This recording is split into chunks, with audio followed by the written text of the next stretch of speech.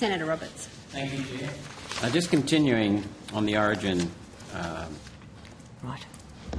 merger, how did you assess the public benefit of Australians having to pay more expensive electricity bills? So it is not necessarily the case that it would be more expensive. Perhaps to refresh your memory, I'd just say that the previous question, I pointed out that we looked at the potential of it. Mm-hmm. It was not necessarily the case that it would be the case. And in addition, we're aware that there are, and we know this through electricity retail monitoring that we do, that there are ways in which consumers mitigate such prices, including through their own adoption of solar power for their household. Did the ACCC ever receive any representations in relation to the Origin takeover from government? So, no.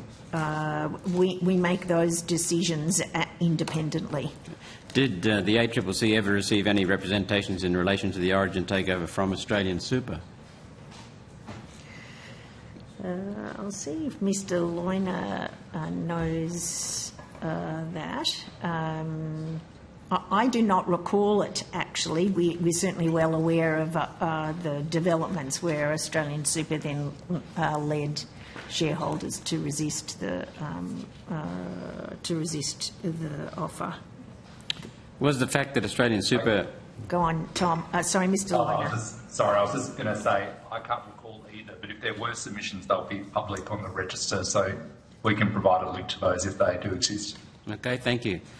Was the fact that Australian Super increased their share in Origin by 8% prior to the ACCC announcement brought to the ACCC's attention? We were aware of it, yes. Thank you.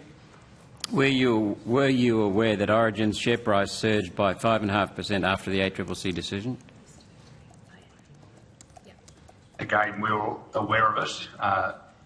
We do look at share price impacts of our decisions. Thank you. How much has Australian Super paid to the Labor Party over the last 5 years? You can take that on notice, Minister. Sorry? How much has Australian Who's Super taking it on notice? Paid to the Labor Party over the last 5 years? Well, I'm not here representing the Labor Party, so... Right, but I'd like to know as a representative of the government. Well, no, we don't keep those records. Like, I'm here in a role representing the Assistant Treasurer. Okay, thank you. Yep. I mean, all of that, anything would be disclosed on the Electoral Commission, things like that. Okay.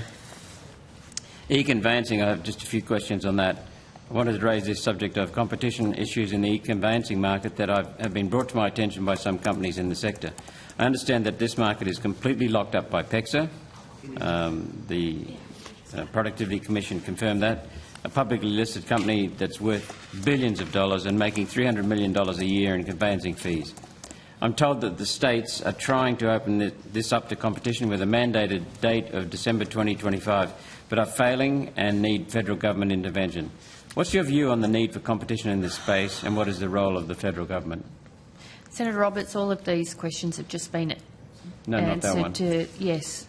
It essentially was Senator Smith asked it.